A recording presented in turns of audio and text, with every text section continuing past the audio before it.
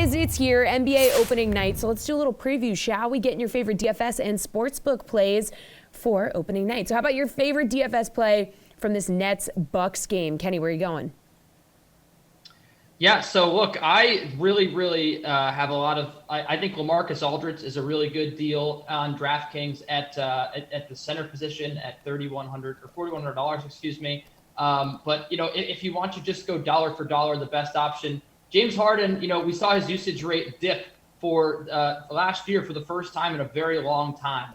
And this year, the big question is what happens without Kyrie Irving. There was talk over the offseason that James Harden was brought in to be a Kyrie Irving contingency plan. So look, I think he had a usage rate of 28% last year, and he's projected to have around the same tonight. But I would actually say that he could get a bump up in usage. I think if you're going for value here, I really do like LaMarcus Aldridge. I think he'll get enough minutes, even though that front court is crowded. But if you want to go dollar for dollar, maybe the best play on the slate, I think James Harden here takes a lot of shots. I think that potentially there's recency bias coming off a bad postseason. I think that really helps his ownership and maybe helps you win some contests. All right, Nick, favorite DFS play from Nets-Bucks? Yeah, I like that LaMarcus Aldridge call by Kenny. I think Chris Middleton on the Milwaukee side at $7,200, also a really good deal for a guy who's priced quite a bit higher at the end of last season.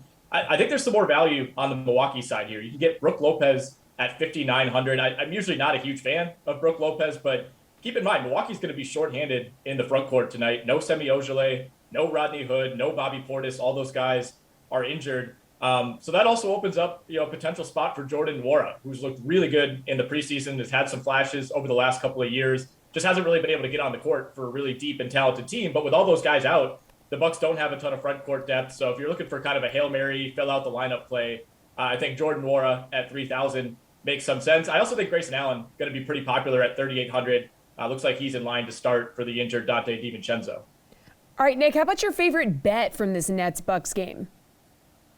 Well, sticking with Brook Lopez, I like Brook Lopez over 12.5 points. You can get that at plus money. That's plus 100 at the DK Sportsbook as of this morning. Again, not usually trying to lay money on Brook Lopez props, but I think he's going to have to play a lot of minutes tonight without a true backup with Bobby Portis and Ojeleye being out. I also like Giannis over 29.5 points. Not a ton of value here. That's minus 135.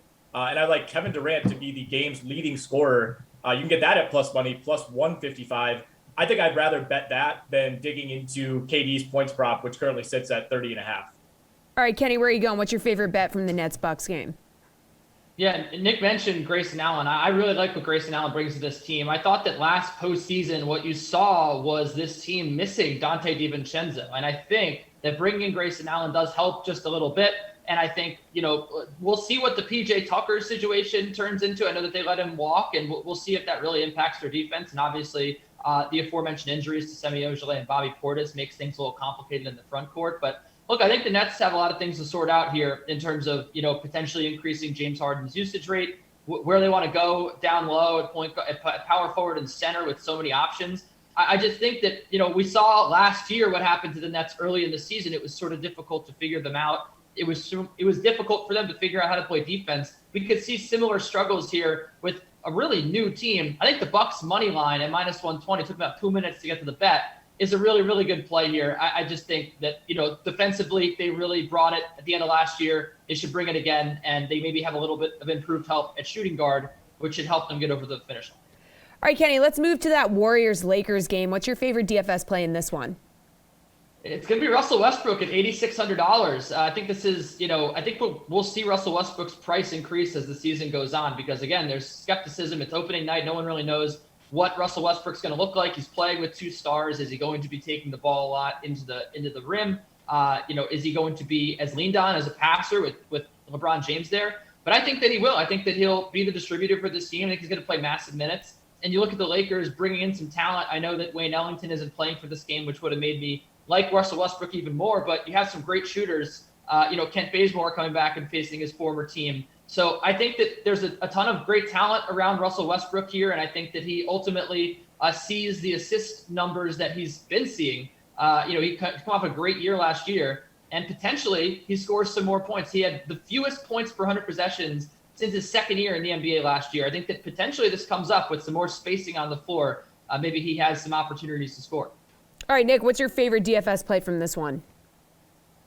I just did not like what I saw from Russell Westbrook in the preseason. And it is the preseason, and I know the Lakers will get better, but I want to see this team, mesh a little bit more cohesively. But before I start deploying Russell Westbrook, I do like Anthony Davis on the Lakers side at 8,800. I think this is kind of a discount for a player who obviously can contribute on both ends of the floor. I think he maybe has the highest floor tonight among the Lakers' 3 stars. If you look at some of the value plays in this game, I think Jordan Poole at 4,800 is going to be very popular. I think his price could easily be, several $100s higher. Kendrick Nunn, if he plays, he's questionable as of this morning. He's at 4,300. I do like him quite a bit as someone who picks up some minutes, again, if he plays, with Wayne Ellington out. And then Kenny mentioned Kent Bazemore. I don't know, Kenny, that I would call Kent Bazemore like a great shooter, but I do like him tonight. He's at $3,600. The Lakers are down Wayne Ellington. They're down Trevor Ariza. They're down Talen Horton-Tucker. They're potentially down Kendrick Nunn. Malik Monk is also on the injury report. Sounds like he's going to play, but he's banged up. So I think there's some value to be had in this Lakers backcourt. All right, how about your favorite bet from the Warriors-Lakers? Where are you going, Nick?